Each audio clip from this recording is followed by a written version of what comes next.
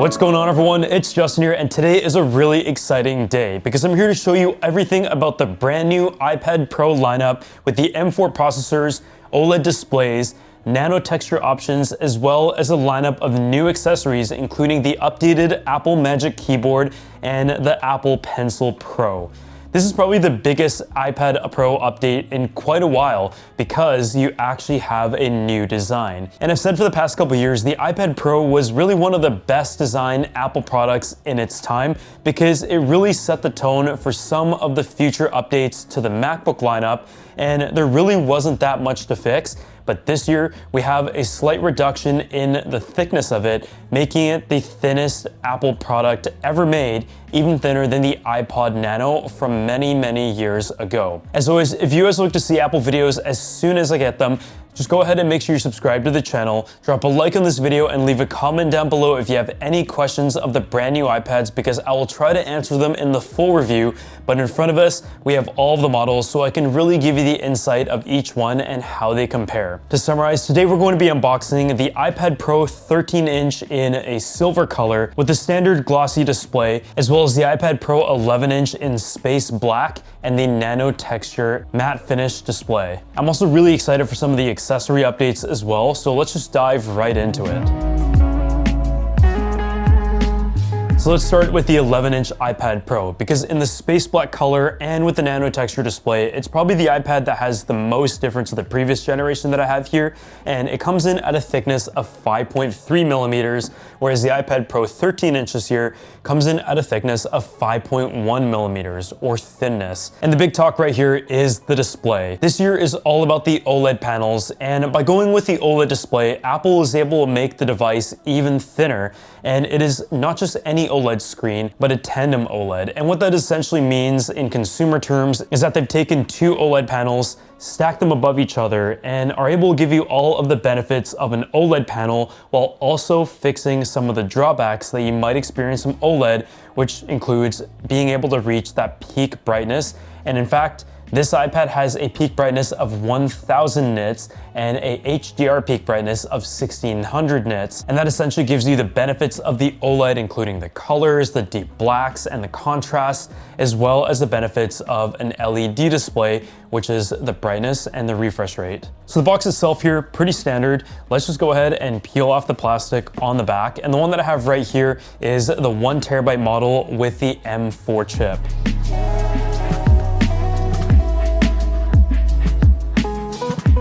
There we have the iPad itself. And right off the bat, I can already notice how much lighter it is, even though it is, I think, about 20% lighter. When it comes to a device of this size, I do feel like in everyday use, you do notice it, especially when coming from a previous generation. And when it comes to pairing it with the Magic Keyboard and the updated design being just a little bit lighter, it definitely does make a difference. In terms of what else comes in the box, you also have the Design by Apple in California, and you have the matching black USB Type-C cable in a braided pattern, and the power brick is actually a white one, and that is a 20-watt power brick. So that's what's in the box for the iPad Pro, and let's just go ahead and peel off the paper and take a look.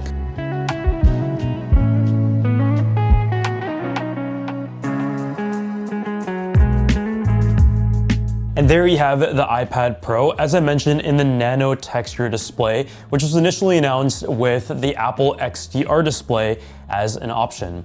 And so just from first impressions, as you can see, the iPad is very, very thin. And that was probably what was talked about a lot here, just how impressively thin it is. And even though over the years, Apple has tried to engineer the products as effectively as possible, as opposed to just focusing on the thickness of it, this is a product that has so much power, efficiency, the beautiful display. And in the full review, I'm gonna try to talk more about that. But when it comes to the M4 processor itself, the actual structure is a 10-core CPU, which features 4 performance cores and 6 efficiency cores. cores and the graphics engine that is able to power this tandem OLED display technology. Apple skipped the M3 chip in the iPad Pro lineup, and this is the first device to have the M4 chip, and compared to the M2, it should give you about a 50% improvement when it comes to power. But I think the big focus here, and what is going to be interesting when Apple continues to roll up the M4 chip to the other devices, is just how efficient it is. The Space Black is really a finish that I enjoy a lot because it is the closest you're going to get to like a matte black, and they found a good balance of giving you the benefits of that deep black without all the drawbacks of extreme fingerprints. There are also some improvements to the thermals as well that contribute to about a 20% improvement, and that includes the copper material and just some of the internal mechanics that allowed it to dissipate heat a little bit better. You still have your Apple Pencil charger right here, as well as the camera that has been moved horizontally, which is where it makes the most sense.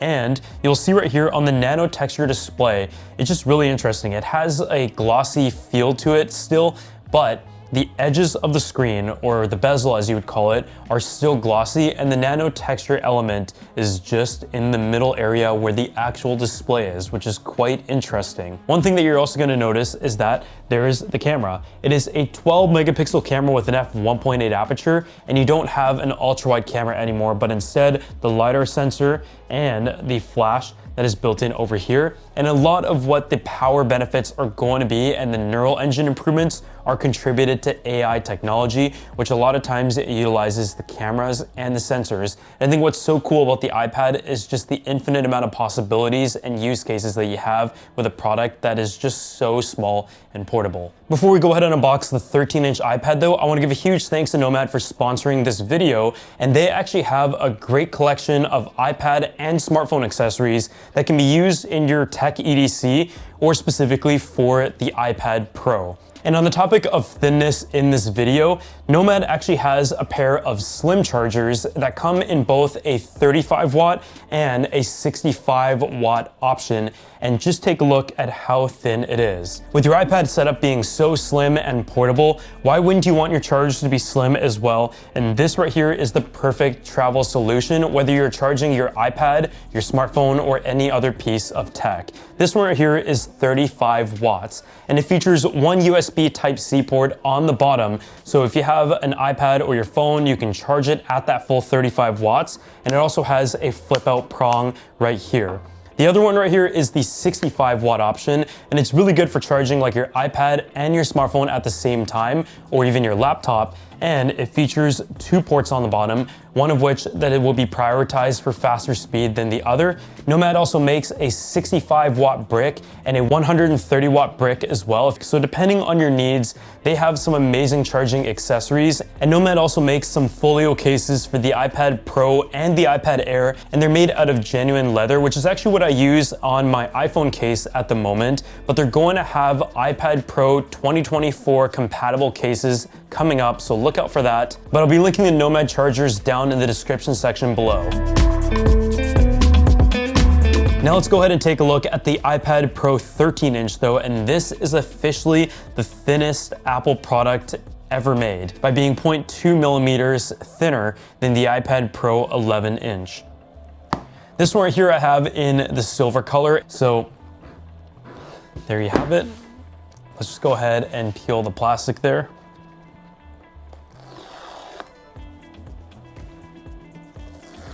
And this one right here is the 2 terabyte model with the M4, of course, and Wi-Fi and cellular.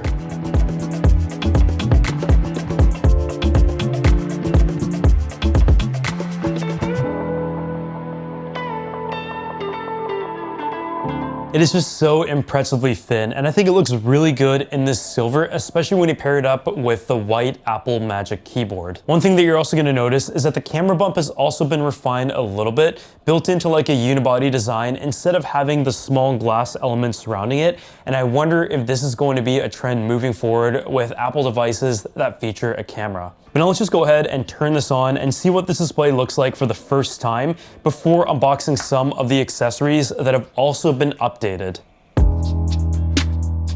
So just waiting for it to boot up here.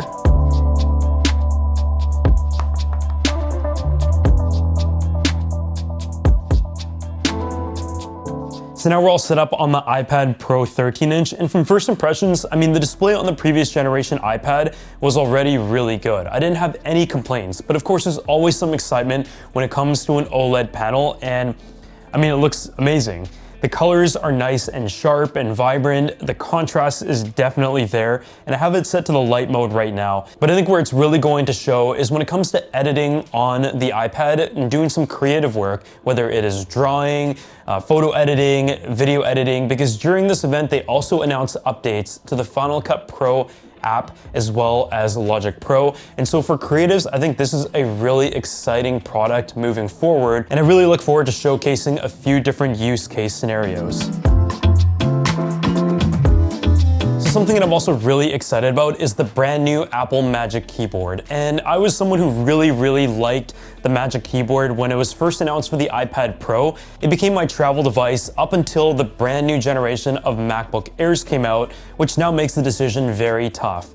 And to summarize, this generation of Apple Magic Keyboard fixes all of the small complaints that I may have had about the previous generation when it comes to the design, the build, and also some functionality, but the fundamental design and form factor stays exactly the same. And I think the best part about the update is the function row and the fact that the wrist guard is aluminum. Also, not to mention some improvements to the trackpad as well, being a little bit larger and also giving you haptic feedback, which starts to make it a really tough decision as to whether you should go ahead and get a laptop or use the iPad, especially with the amount of power and also the price that you pay once you spec it out with all these different accessories such as the pencil and the keyboard.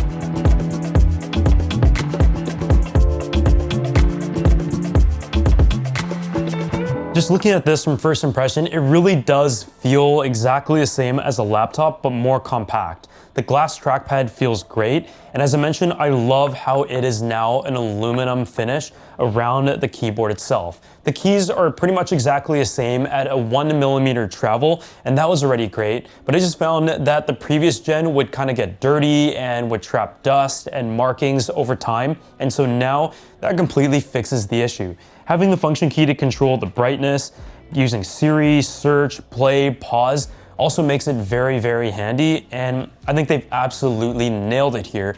But it definitely does come in at a cost, and there are third-party options that were available before that had some of these features. Putting the iPad Pro on it, everything else kind of stays unchanged. You can still hinge your iPad back and forth, you fold it up, and it can protect your iPad while it is in transit. But the back here is also made out of metal. You have the pass-through charging still, and everything just fits together very nicely as you would expect out of a first-party accessory. With this Magic Keyboard, it really should feel like working on a MacBook when you're using this new generation of iPad.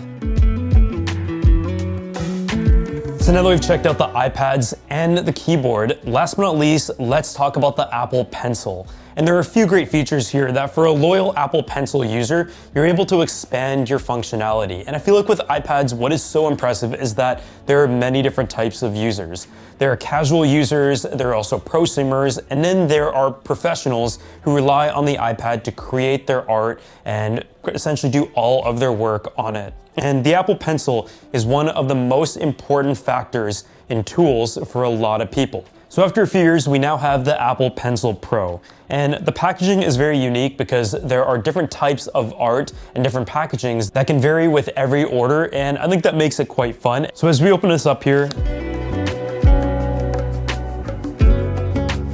from an aesthetic standpoint, it looks exactly the same, but it does say Apple Pencil Pro on the top here. And as we open it up, I'm going to talk about some of the changes and improvements on this generation. So for starters, it has an additional sensor and gyro on the bottom. The sensor allows you to press on it and it will give it that haptic feedback and open up the set of tools. And at the same time, it also has the gyro to be able to rotate it and sense that movement as well. It is good for like orientation in the demonstrations that you might have seen in Procreate, for example.